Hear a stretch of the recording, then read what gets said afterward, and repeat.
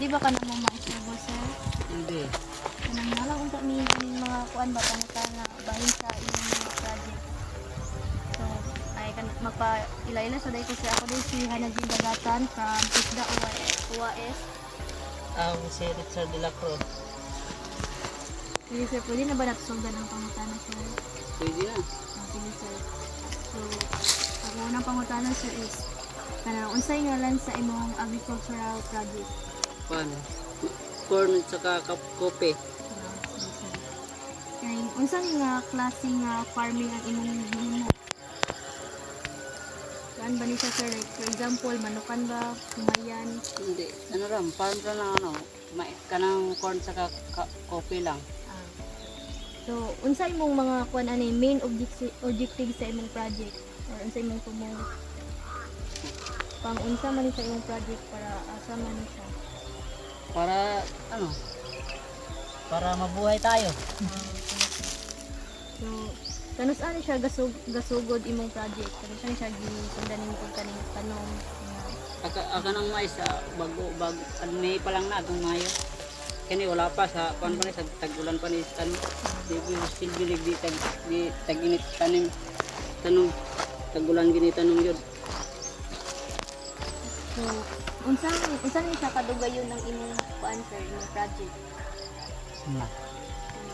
Sila na ni siya ka years? Bag Ay, pa lang eh. Mga kuan pa lang yun. 2 months. Mga 2 months pa lang. Oh. Asa ni nga kuan, sir, kaning lugaran ni imong nanukit nimong kuan imong project? Asa ni nga barangay? Sinampungan, Sinambungan. Loran, Samis Occidental. Kuan, sir, kanang kinsay una nga mga naka-benepisyo ani nga imong project? Mga naka-benefits kinsay mga Kuan, ginikanan. kasi mong answer kinsa kasi. May anak ko sa kuan. Gawas sa awi anak ko sa kabok.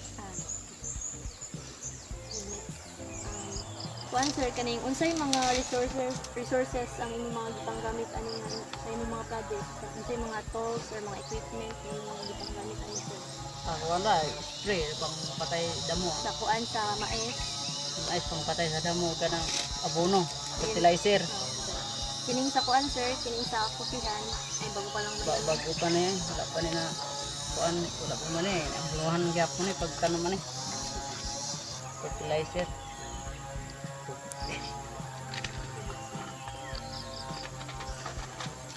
Pagali adto lahi mong guni robusta, mahalon mong guni nga kapigod.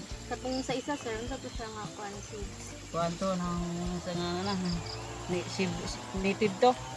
Ang daghan to dalag pika. Kuan, sir, kining purito ha, sir, kaugalingon na ni sir or naas panakay kaning kauban or kining cooperative sa Wala, kaugalingon rin. kaugalingon ka, sir. Kagumaak. Kuan, sir, unsay mong main purpose ani nga project? Ay. Para mo ano tao. Mabuhay. Ayun sa pamandi ay. Unsay mga problema nga imong nasinati sa pagtukod ani nga kuan, sir, project? Wala ikaw ano piste ng uban. Wala anubo ang uban. Sa daming piste sa uban. Okay ka na, tamnan mo pumuti dana. Ban pa, daghan ko kanay.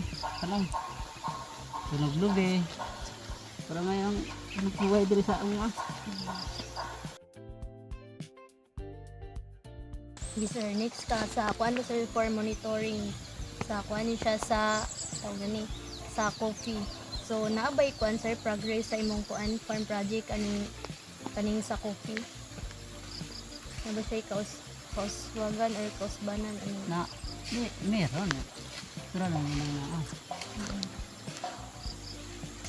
Kuan, sir, next, sir. Unsay kasagaraan na imong ginamonitor sa imong project, sir?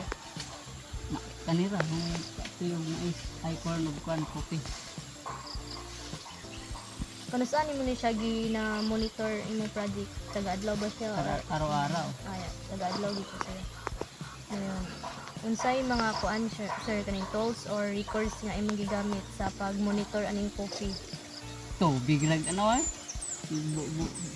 Ano, bubuan mo na, tubig. Tubig lang. Mm. Bubuan mo tubig god kada duha ka adlaw. Kinsa po'y nagtabang nimo sir sa pagkuan ni monitor aning coffee? Ako ra. Ikaw lang? Okay.